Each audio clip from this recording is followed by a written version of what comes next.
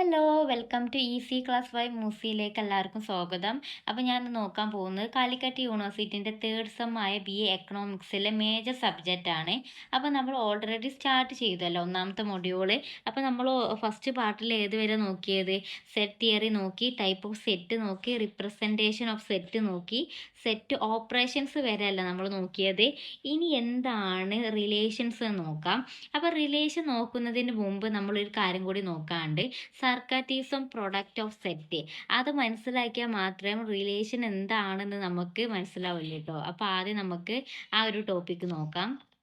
ഇനി ക്ലാസ്സിലേക്ക് പോകുന്നതിന് മുമ്പ് നിങ്ങൾക്ക് ആർക്കും നോട്ട് വേണമെങ്കിൽ ഞാൻ എൻ്റെ ഒരു വാട്സപ്പ് ഗ്രൂപ്പിൻ്റെ ലിങ്ക് ഞാൻ ഡിസ്ക്രിപ്ഷൻ ബോക്സിൽ ഇടുന്നുണ്ട്. അപ്പോൾ ആവശ്യമുള്ളവർക്ക് അതിൽ ജോയിൻ ചെയ്യാം കേട്ടോ. ഇനി കാർട്ടീഷ്യൻ പ്രോഡക്റ്റ് ഓഫ് സെറ്റ് എന്ന് പറഞ്ഞാൽ the Cartesian product of two set A and B is the set of all possible orders pairs where the first element is from A the second element is from B.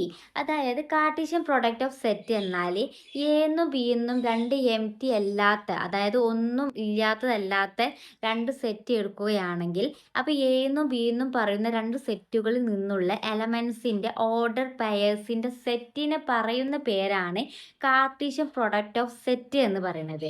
അതായത് example നോക്കിയാൽ നിങ്ങൾക്കൊന്നും കൂടി clear ആവാം. അപ്പോൾ example അവിടെ കൊടുത്തിട്ടുണ്ട്, A equal X വൈയും B equal 1 2ഉം. ഇതെങ്ങനെ ക്രോസ് ചെയ്യുന്നത്?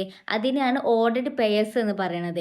അതായത് എക്സിൽ നിന്ന് നേരെ 1ലേക്കും എക്സിൽ നിന്ന് അത് ഒന്നാമത്തെ ബ്രാക്കറ്റിൽ, രണ്ടാമത്തെ ബ്രാക്കറ്റ് എക്സിൽ നിന്ന് നേരെ 2ലേക്കും ക്രോസ് ചെയ്യുക. അതേപോലെ തന്നെ വൈയിൽ നിന്ന്, അത് ഇനി മൂന്നാമത്താണ്, വൈയിൽ നിന്ന് നേരെ 1ലേക്കും പിന്നെ വൈയിൽ നിന്ന് നേരെ 2ലേക്കും നാലാമത്തെ അപ്പോൾ എന്താണ് ബ്രാക്കറ്റ്.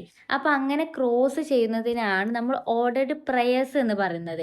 അത് എക്സ് രണ്ടും ബീത്ത് രണ്ടും കൂടി പെയറാക്കുക, അതേപോലെ വൈയും എന്താക്കുക, രണ്ടും കൂടി പെയറാക്കുക. ഇതിനെയാണ് ഓർഡർഡ് പെയർസ് എന്ന് പറയുന്നത്. ആ എല്ലാം കൂടി ഓർഡർഡ് പെയർസിനെയാണ് കാർട്ടീഷ്യൻ പ്രോഡക്റ്റ് ഓഫ് സെറ്റ് എന്ന് പറയുന്നത്. അപ്പോൾ മനസ്സിലായി എന്ന് വിചാരിക്കുന്നു കൺസെപ്റ്റ്. ഇനി രണ്ടാമത്തെ ഒരു എക്സാമ്പിൾ നോക്കുകയാണ്, A equal A B C B equal P Q. ഇതിൻ്റെ അപ്പോൾ ഡിനോട്ട് ചെയ്യുന്നത് എ ഇൻറ്റു ബി ആണ്. അതായത് എയിൽ നിന്ന് പിയിലേക്ക്, എയിൽ നിന്ന് ക്യൂയിലേക്ക്. അപ്പോൾ രണ്ട് ഓർഡർഡ് പെയർസായി. ഇനി ബിയിൽ നിന്ന് പിയിലേക്ക് പിന്നെ ബിയിൽ നിന്ന് ക്യൂയിലേക്ക്. ഇപ്പോൾ എത്ര പെയർസായി? ഇപ്പോൾ എല്ലാം കൂടി 4 പെയർസായി. ഇനി സിയിൽ നിന്ന് പിയിലേക്ക് പിന്നെ സിയിൽ നിന്ന് ക്യൂയിലേക്ക്. ഇപ്പോൾ എത്ര പെയർസായി? എല്ലാം കൂടി 6 പെയർസായി. ഇങ്ങനെ ഓരോന്നും ജോയിൻ ചെയ്യിപ്പിക്കുന്നതിനെയാണ് എന്ത് പറയൽ? ഓർഡർഡ് പെയർസ് എന്ന് പറയുന്നത്. ഈ എല്ലാ ഓർഡർഡ് പെയർസിനും കൂടി കൂട്ടിയിട്ടാണ് നമ്മൾ എന്ത് പറയുക? കാർട്ടീഷ്യൻ പ്രൊഡക്റ്റ് സെറ്റ് എന്ന് പറയൽ. ഇനി ബി ഇൻറ്റു എ ആണെങ്കിൽ നേരെ തിരിച്ചായിരിക്കും വരിക. ഇങ്ങനെ നമ്മൾ ഓരോന്നും ഓർഡർഡ് പെയർസ് ആക്കൽ, പിയിൽ നിന്ന് എയിലേക്ക് പിന്നെ പിയിൽ നിന്ന് ബിയിലേക്ക് പിന്നെ പിയിൽ നിന്ന് സിയിലേക്ക്. അങ്ങനെ എല്ലാം കൂടി നേരെ തിരിച്ചായിരിക്കും ബി ഇൻറ്റു എ ആണെങ്കിൽ. അപ്പോൾ ഇതിനെയാണ് ഓർഡർഡ് പെയർസ് എന്ന് പറയുക. ഈ ഓർഡർഡ് പെയർസ് എല്ലാം കൂടി കൂടിക്കാണ്ടാണ് എന്ത് പറയുക? Cartesian product of A set എന്ന് പറയുക. ഇത് മനസ്സിലാക്കിയാൽ മാത്രമേ നമുക്ക് റിലേഷൻ എന്താണ്, ഫംഗ്ഷൻ എന്താണ്, സെറ്റിൻ്റെ ഫംഗ്ഷൻ റിലേഷൻ ഒക്കെ മനസ്സിലാവല്ലോ കേട്ടോ. ഇപ്പോൾ നിങ്ങൾക്കൊരു ക്ലാരിറ്റി കിട്ടി എന്ന് വിചാരിക്കണം.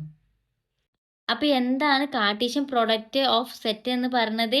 എയും ബിയും എന്ന് പറയുന്ന രണ്ട് സെറ്റുകളുടെ അകത്ത് പ്രസൻറ്റ് ചെയ്തിരിക്കുന്ന എലമെൻസുകളെ യൂസ് ചെയ്തുകൊണ്ട് നമ്മൾ എന്തുണ്ടാക്കി? ഓർഡർഡ് പെയർസ് ഉണ്ടാക്കി. ആ ഓർഡർഡ് പെയർസിനെ ഇൻക്ലൂഡ് ചെയ്തുകൊണ്ട് ഫോം ചെയ്യുന്ന പെയർസിനെയാണ് കാർട്ടീഷ്യൻ പ്രോഡക്റ്റ് ഓഫ് സെറ്റ് എന്ന് പറയുന്നത്. അപ്പോൾ ഇതിനെ ഡിനോട്ട് ചെയ്യുന്നത് എ ഇൻറ്റു ബി എന്നാണ് കേട്ടോ. അപ്പോൾ എല്ലാവർക്കും മനസ്സിലാക്കണമെന്ന് വിചാരിക്കണം. ഇനി നോക്കാനുള്ളത് എന്താണ് റിലേഷൻ എന്നാണ്. A relation is A subset of the Cartesian product of two set A and B. അതായത് റിലേഷൻ എന്നാൽ രണ്ട് സെറ്റ് ഉണ്ടായിരിക്കും.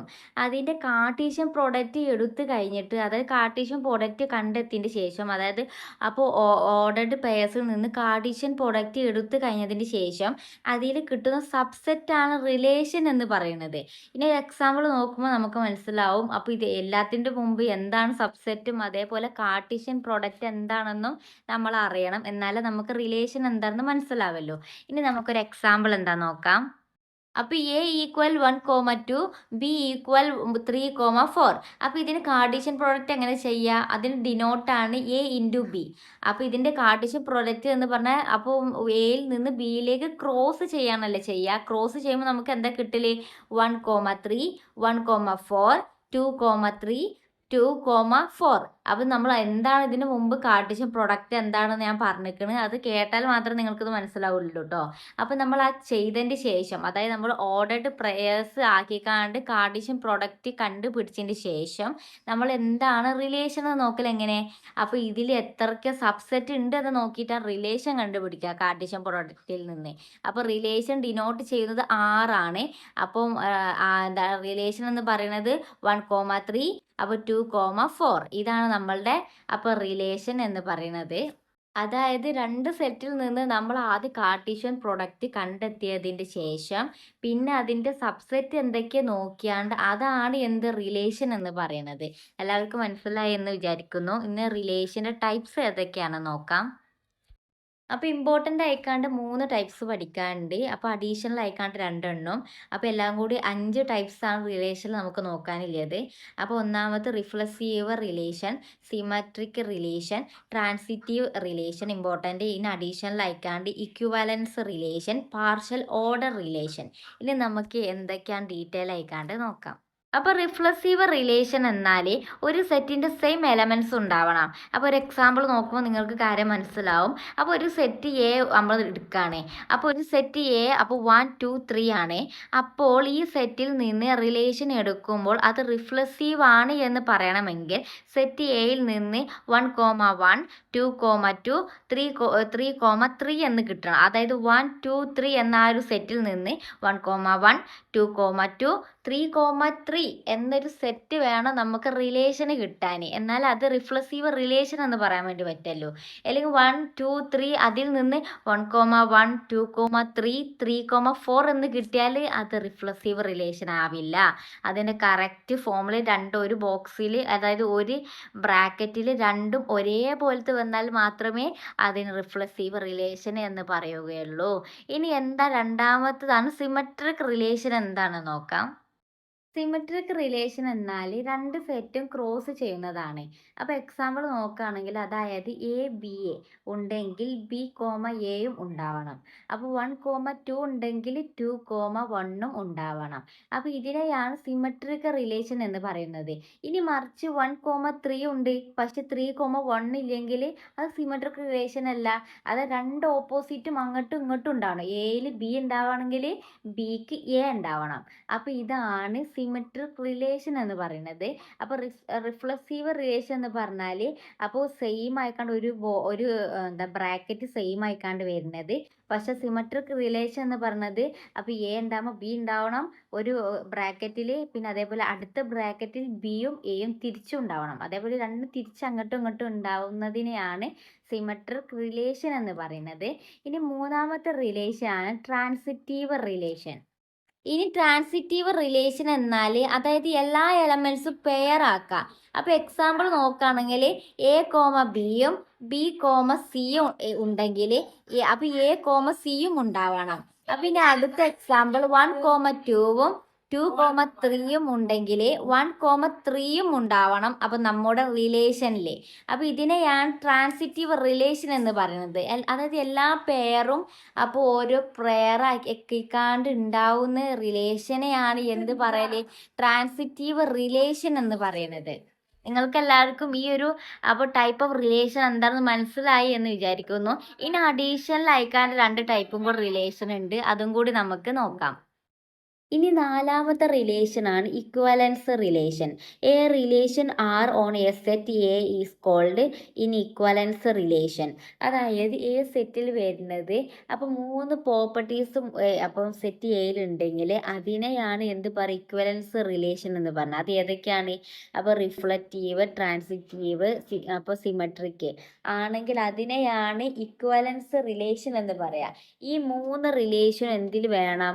അപ്പോൾ ഒരു സെറ്റിൽ വേണം. അതിനെയാണ് ഇക്വലൻസ് റിലേഷൻ എന്ന് പറയാം. അപ്പോൾ എന്താണ് ഇക്വലൻസ് റിലേഷൻ നോക്കിയല്ലേ, ഇനി അതിൻ്റെ ഒരു എക്സാമ്പിൾ നോക്കാം. അപ്പോൾ എ ഈക്വൽ 1 2 3, അപ്പോൾ ആർ ഈക്വൽ 1,1 2,2 3,3 1,2 2,1. ഇനി അതിൻ്റെ റിഫ്ലക്റ്റീവ് എന്ന് പറയുന്നത് എന്താണ്, അതായത് ഒരേ സംഖ്യകളാണല്ലേ പെയർ ആയിക്കാണ്ട് വേണ്ടത്. അപ്പോൾ 1,1 2,2 3,3 അതായത് അപ്പോൾ ഇതെന്താണ് ഇക്വലൻസ് ആണ്. അപ്പോൾ അതിന് സിമെട്രിക്ക് നോക്കാം. 1,2 2,1 അതും അതിലുണ്ട്. പിന്നെ അതേപോലെ ട്രാൻസിറ്റീവ് എന്ന് പറഞ്ഞാൽ എന്താ, 1,2 2,1 1,1 അങ്ങനെ തന്നെ അതിലുള്ളത് കൊണ്ട് ഇതെന്താണ് ഇക്വലൻസ് റിലേഷൻ ആണ്. ഈ മൂന്നെണ്ണം ഒന്നിൽ വരാണെങ്കിൽ, ഒരു സെറ്റിൽ വരാണെങ്കിൽ അതിനെയാണ് ഇക്വലൻസ് റിലേഷൻ എന്ന് പറയുന്നത്. ഇനി അഞ്ചാമത്താണ് പാർഷ്യൽ ഓർഡർ റിലേഷൻ. അതായത് ഒരു സെറ്റിൽ, അപ്പോൾ സെറ്റിൽ ഏതൊക്കെ വരണം, റിഫ്ലക്റ്റീവ്, പിന്നെ അപ്പം ട്രാൻസിറ്റീവ്, പക്ഷെ സിമെട്രിക് അല്ലാത്തതിനെയാണ് എന്ത് പറയുക, പാർഷ്യൽ ഓർഡർ റിലേഷൻ. അപ്പോൾ ഇക്വലൻസ് എന്ന് പറയുമ്പോൾ ഇത് മൂന്നെണ്ണം വേണം. പക്ഷെ പാർഷ്യൽ എന്തുണ്ടാവും, അപ്പോൾ റിഫ്ലക്റ്റീവും അതേപോലെ ട്രാൻസിറ്റീവും ഉണ്ടാവും, പക്ഷെ അപ്പോൾ സിമെട്രിക്ക് ഉണ്ടാവില്ല. അതിനെയാണ് പാർഷ്യൽ ഓർഡർ റിലേഷൻ എന്ന് പറയുന്നത്. ഇനി എന്താണ് ഫങ്ഷൻസ് നോക്കാം. അപ്പോൾ ഫങ്ഷൻ എന്താ നോക്കുക. Relation R is called to be a function. അതായത് ഒന്നുമില്ല കേട്ടോ, ഫങ്ഷൻ എന്ന് പറഞ്ഞാൽ അത് റിലേഷൻ തന്നെയാണ് കേട്ടോ. പക്ഷെ എന്തുണ്ട്, കുറച്ച് സവിശേഷതകളുണ്ട് ഫങ്ഷൻ കേട്ടോ. അല്ലാതെ റിലേഷൻ തന്നെയാണ് ഈ ഫങ്ഷൻ എന്ന് പറയുന്നത്. അതായത് റിലേഷൻ്റെ ഇതെന്തേനി നമ്മൾ പഠിച്ചത്, എ ഇൻറ്റു ബി സബ്സെറ്റ് ആണെന്നാണല്ലേ. അപ്പോൾ ഓരോ പെയർ ആക്കിയിട്ടുണ്ട്, അതേപോലെ തന്നെയാണ് ഫങ്ഷനും ഓരോ പെയറാണ്. പക്ഷെ ഫങ്ഷൻ്റെ ഒരു പ്രത്യേകത എന്ന് പറയുന്നത് എന്താണ്, അതിനൊരു യുണീക്ക് ഒരു ഇമേജ് ഉണ്ട്. അല്ലെങ്കിൽ എലമെൻറ്റ്സ് പറഞ്ഞാൽ യുണീക്കാണ്. കാരണം ഒരേപോലത്തെ അല്ല എലമെൻറ്റ്സ്, വ്യത്യസ്തമായിക്കാണ്ടുള്ള എലമെൻറ്റ്സ് ആയിരിക്കും ഓരോ പേഴ്സിലുണ്ടാവുക. അതായത് ഇപ്പോൾ എക്സാമ്പിൾ പറയുകയാണെങ്കിൽ, അപ്പോൾ കൊടുത്തിട്ടുള്ള പിക്ചർ എന്ന് പറയുന്നത് ഒരു മാപ്പിംഗ് ഡയഗ്രാം ആണ്. അതായത് മാപ്പിംഗ് ഡയഗ്രാം എന്ന് പറഞ്ഞാൽ ഒന്നിൽ നിന്ന് ഒന്നിലേക്ക് ഏറോ മാർക്ക് വെച്ച് യോജിപ്പിക്കുന്നതിനെയാണ് മാപ്പിംഗ് ഡയഗ്രാം എന്ന് പറയുന്നത്. അപ്പോൾ സെറ്റ് എയിലെ എലമെൻറ്റ്സ് ആണ് 1 2 3 4. അപ്പോൾ സെറ്റ് ബിയിലെ എലമെൻറ്റ്സ് ആണ് ABCD. അപ്പോൾ ഇത് മാപ്പ് ചെയ്യാനേ.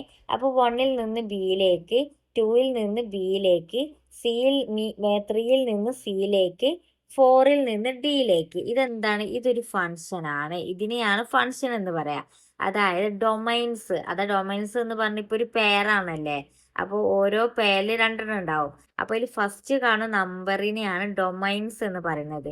അത് റിപ്പീറ്റ് വരാത്തതും പക്ഷെ എന്താണ് എല്ലാം യോജിപ്പിച്ചതുമായതാണ് എന്ത്, ഫങ്ഷൻ എന്ന് പറയുന്നത്.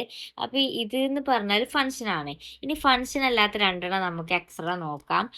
അപ്പോൾ 1, B 2, B 3, C 4, D അതിൻ്റെ കൂടെ ഒന്നും കൂടി 4, E വന്നത് ഫങ്ഷൻ ആണോ, അത് ഫങ്ഷൻ അല്ല. കാരണം ഇമേജിന് എന്ത് വന്നു, ഒരു യുണീക്ക് ആയിക്കാണ്ട് ഇമേജ് ആണ് എന്തിനു വേണ്ടി, ഡൊമൈൻസിന് വേണ്ടിയത്. പക്ഷെ ഇവിടെ എന്താണ്, 2 4 വന്നുകൊണ്ട് അതിന് യൂണീക്കായ ഇമേജ് ആണോ, അല്ല. കാരണം റിപ്പീറ്റ് ആയിക്കാണ്ട് വന്നു, അതുകൊണ്ട് ഇത് ഫങ്ഷൻ അല്ല. അതേപോലെ വേറൊരു എക്സാമ്പിൾ നോക്കുകയാണെങ്കിൽ 1, B 2, B ഇതെന്താണ്, ഇത് ഫങ്ഷൻ അല്ല. കാരണം സെറ്റ് എയിലെ എല്ലാ എലമെൻറ്റ്സും എന്ത് ചെയ്യണം, യോജിപ്പിക്കണം അല്ലെങ്കിൽ മാപ്പ് ചെയ്യണം, എന്നാൽ അതെന്താവല്ലോ, ഫങ്ഷൻ ആവല്ലോ. ഇനി ഇവിടെ കാണുന്ന സെറ്റ് എ, അതായത് വൈയിൽ 1 2 3 4, അപ്പോൾ ഇതിനെയാണ് എന്ത് പറയുക, ഡൊമൈൻസ് എന്ന് പറയുക. മറ്റ് ABCD, അപ്പോൾ ഇതിനെയാണ് നമ്മൾ ഡൊമൈൻസ് എന്ന് പറയുക. അതായത് ഒരു പെയറിൻ്റെ ഫസ്റ്റ് കാണുന്ന ഡൊമൈൻസും ഒരു പെയറിൻ്റെ രണ്ടാമത്തെ കാണുന്ന എന്താണ്, കോഡൊമൈൻസുമാണ്. ഇവിടെ ABCD കൊടുത്തിട്ടുള്ളതാണ് റേഞ്ച് എന്ന് പറയുന്നത്. അപ്പോൾ ഫസ്റ്റത്തെ ഇമേജ് ആണ്. അപ്പോൾ 1 2 3 അത് യുണീക്ക് ആയിക്കാണ്ട് ഇമേജിനെയാണ്. അപ്പോൾ ഫസ്റ്റ് പറയാം. ഇനി അടുത്തൊരു എക്സാമ്പിൾ നോക്കുകയാണെങ്കിൽ y ഈക്വൽ 1, 1, 2 1 2, 3, ഇതെന്താണ്, domain's elements 1 and 2 are repeated, so R is not a function. അപ്പോൾ ഇവിടെ എന്താണ്, 1 and 2 എന്തായി, റിപ്പീറ്റ് ആയിക്കാണ്ട്, അപ്പോൾ ഫസ്റ്റ് ഇത് പെയർ ആയിക്കാണ്ട് ഡൊമൈൻസിൽ വന്നല്ല. അപ്പോൾ ഇതെന്താണ്, ഇത് ഫങ്ഷൻ അല്ല.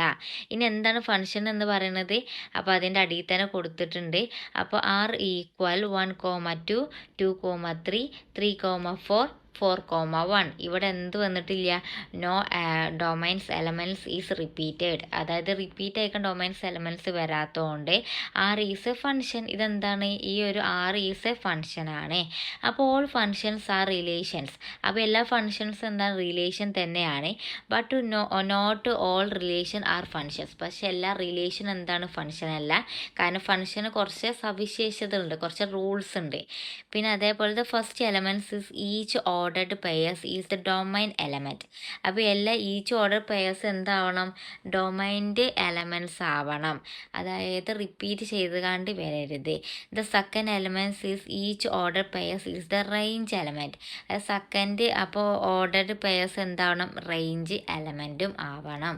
അപ്പോൾ ഇതിനെയാണ് എന്ത് പറയുക, ഫങ്ഷൻ എന്ന് പറയുക. അപ്പോൾ ഫങ്ഷൻ എന്താണ് നോക്കി, ഇനി ടൈപ്പ് ഓഫ് ഫങ്ഷൻ എന്താണെന്ന് നോക്കാം. അപ്പോൾ ടൈപ്പ് ഓഫ് ഫങ്ഷനിലെ ഒന്നാമത്തെ ഫങ്ഷനാണ് 1 ഫങ്ഷൻ. ഇതിനെ ഇൻജക്റ്റീവ് ഫങ്ഷൻ എന്നും പറയാറുണ്ട്. A function is 1 if every element of the domain maps to a distinct element in the codomain. അതായത് ചുരുക്കി പറയുകയാണെങ്കിൽ, ഇപ്പം ഒരു ഡൊമൈനിൽ നിന്ന്, അപ്പോൾ എ ഒരു സെറ്റ് ആയിക്കാണ്ട് ഒരു സെറ്റ്, അപ്പോൾ അതിൽ ഒരു ഡൊമൈനും കോ ഡൊമൈനും ഉണ്ടാവല്ലേ. അപ്പോൾ ഒരു ഡൊമൈനിൽ നിന്ന് കോ ഡൊമൈനിലേക്ക് അപ്പോൾ ഏരോ മാർക്ക് ഇടുമ്പോൾ അതിന് എന്ത് വരരുത്, അപ്പോൾ യുണീക്ക് ആയിക്കാണ്ട് ഒരു ഇമേജ് ആവണം, അതായത് ഡിസ്റ്റിക്റ്റ് എലമെന്റ് ആവണം. അതായത് വേറൊരു എലമെന്റ് എന്ത് വരരുത്, അപ്പോൾ രണ്ടിലും ഉണ്ടാവാൻ പാടില്ല. ഇപ്പം അതായത് ഇപ്പോൾ 1ൽ നിന്ന് എയിലേക്ക് പോവുകയാണെങ്കിൽ പിന്നെ 2ൽ നിന്ന് എയിലേക്ക് പോകരുത്, പിന്നെ അതെന്താവണം, ബിയിലേക്കോ സിയിലേക്കോ പോകണം. അപ്പോൾ ഇതിനെയാണ് അപ്പോൾ എന്ത് പറയാം, 1 ഫങ്ഷൻ. ഇനി ഒരു എക്സാമ്പിൾ നോക്കുമ്പോൾ നിങ്ങൾക്ക് ഒന്നും കൂടി ക്ലിയർ ആവും. അപ്പോൾ സെറ്റ് എയിൽ ഡൊമൈനും അതേപോലെ കോ ഡൊമൈനും ഉണ്ട്. അപ്പോൾ ഡൊമൈൻസിന് ഡിസ്റ്റിക്റ്റ് ആയ എലമെന്റ്സിന് ഡിസ്റ്റിക്റ്റ് ആയ ഇമേജ് ഉണ്ടോയെന്നാണ് ഫസ്റ്റ് നോക്കേണ്ടത്. അപ്പോൾ എന്താണ്, സെറ്റ് എയിൽ 10,1 ആണ്, 20,2 ആണ്, 13,3 ആണ്. അപ്പോൾ അതായത് റിപ്പീറ്റ് ചെയ്ത് കണ്ട് വന്നിട്ടില്ല. അപ്പോൾ ഇപ്പോൾ 10ന് 2 പറ്റും, 20ന് 3 പറ്റും, പക്ഷെ 13ന് പിന്നെ 3 ആയാൽ അതെന്താണ്, അത് 1 ഫങ്ഷൻ അല്ല. കാരണം ഇമേജ് പറഞ്ഞാൽ യുണീക്ക് ആവണം, ഡിസ്റ്റിക്റ്റ് ഇമേജ് ആവണം. കാരണം ഒരു ഇമേജ് മാത്രം ഒന്നിന് വരാൻ പാടുള്ളൂ. അതുകൊണ്ട് സെറ്റ് എ എന്ന് പറയുന്നത് 1 ഫങ്ഷൻ ആണ്. ഇനി എന്താണ് സെറ്റ് ബി എന്ന് നോക്കാം. അപ്പോൾ 10 ഏതിക്കാ പോണത്, 3ക്കാണ് പോണത്. അതേപോലെ 20ന് 1ക്കാണ് പോണത്.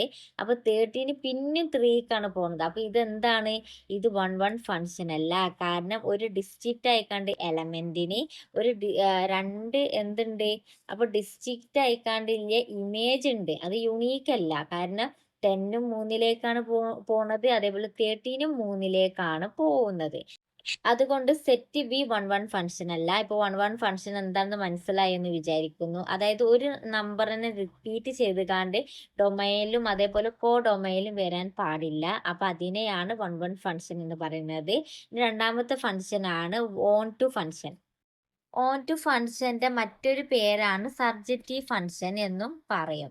A function is onto if every element of the codomain has at least 1 preimage in the domain.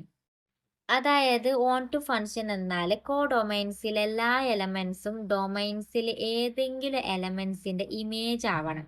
അതായത് വേറെ രീതിയിൽ നോക്കുകയാണെങ്കിൽ കോഡൊമൈൻസിലെ എല്ലാ എലമെന്റ്സും പ്രീ ഇമേജ് ഉണ്ടാവണം. അതായത് കോഡൊമൈൻ എന്തായിക്കാണ്ടും ഒന്നുപോലും വിട്ടുപോകാൻ പാടില്ല. കാരണം ഏതെങ്കിലും ഒരു ഇമേജ് ഡൊമൈൻസിന്റെ വേണം, അതായത് എക്സിന്റെ ഏതെങ്കിലും ഒരു ഇമേജ് വേണം. കാരണം യോജിപ്പിക്കാതെ നിൽക്കരുത് കോഡൊമൈന്. ഇതിനെയാണ് വോൺ ടു ഫങ്ഷൻ എന്ന് പറയുന്നത്. ഇനി ഒരു എക്സാമ്പിൾ നോക്കുമ്പോൾ നിങ്ങൾക്ക് ഒന്നും കൂടി ക്ലിയർ ആവും. അപ്പോൾ സെറ്റ് എ നോക്കുകയാണെങ്കിൽ അപ്പോൾ S comma A, Y comma B, Z comma C, W comma C, അതായത് കോ ഡൊമൈനിൽ ഒരു എലമെന്റ് പോലും എന്തായില്ല, അപ്പോൾ യോജിപ്പിക്കാതെ ആയിക്കാണ്ട് ഇല്ല. അതുകൊണ്ട് അതെന്താണ്, അപ്പോൾ വോൺ ടു ഫങ്ഷൻ ആണ്. ഇനി സെറ്റ് ബി ആണ്. അപ്പോൾ എക്സ് കോമ സി, അപ്പോൾ Y comma A, Z comma C. അപ്പോൾ അതായത് അവിടെ കോ ഡൊമൈനിൽ ഒരു എലമെന്റിന് എന്തില്ല, അപ്പോൾ ഇമേജ് ഇല്ല അല്ലേ. കാരണം ബിക്ക് ആരും യോജിപ്പിച്ചിട്ടില്ല, അതായത് ഇമേജ് ഇല്ല. അതുകൊണ്ട് അതെന്താണ്, വോൺ ടു ഫങ്ഷൻ അല്ല. അപ്പോൾ വോൺ ടു ഫങ്ഷൻ എന്താ മനസ്സിലായെന്ന് വിചാരിക്കുന്നു. ഇനി മൂന്നാമത്തെ ഫങ്ഷൻ ആണ് 1-to-1 ആൻഡ് ഓൺ-ടു ഫംഗ്ഷൻ, അല്ലെങ്കിൽ ഇതിനെ ബൈജക്റ്റീവ് ഫംഗ്ഷൻ എന്നും പറയാറുണ്ട്. അപ്പോൾ അതായത് 1-to-1 ഫംഗ്ഷനും അതേപോലെ ഓൺ-ടു-1 ഫംഗ്ഷനും ഒരുമിച്ച് വരുന്നതിനെയാണ് ബൈജക്റ്റീവ് ഫംഗ്ഷൻ എന്ന് പറയുന്നത്. അപ്പോൾ ഒരു എക്സാമ്പിൾ നോക്കുകയാണെങ്കിൽ ഇപ്പോൾ ഇതിനെന്താണ് ഒരു ഡിസ്ക്രീറ്റ് ആയിക്കണ്ട എലമെന്റ്സിന് ഡിസ്ക്രീറ്റ് ആയിക്കണ്ട ഇമേജ് ഉള്ളത് കൊണ്ട് ഇതെന്താണ് 1-to-1 ഫംഗ്ഷൻ ആണ്. അതേപോലെ കോഡൊമൈൻസിന് ഒരു എലമെന്റിന് പോലും ഇമേജ് ഇല്ലാത്തതില്ല അല്ലേ, അതുകൊണ്ട് ഇതെന്താണ് അപ്പോൾ 1-to ഫംഗ്ഷനുമാണ്. അതാണ് എന്ത് ബൈജക്റ്റീവ് ഫംഗ്ഷൻ എന്ന് പറയുന്നത്. ഇനി നാലാമത്തെ ഫംഗ്ഷൻ ആണ് മെനി-ടു-വൺ ഫംഗ്ഷൻ. അതായത് രണ്ട് എലമെന്റ്സിന് സെയിം ഇമേജ് വരുന്നതിനെയാണ് മെനി-വൺ ഫംഗ്ഷൻ എന്ന് പറയുന്നത്.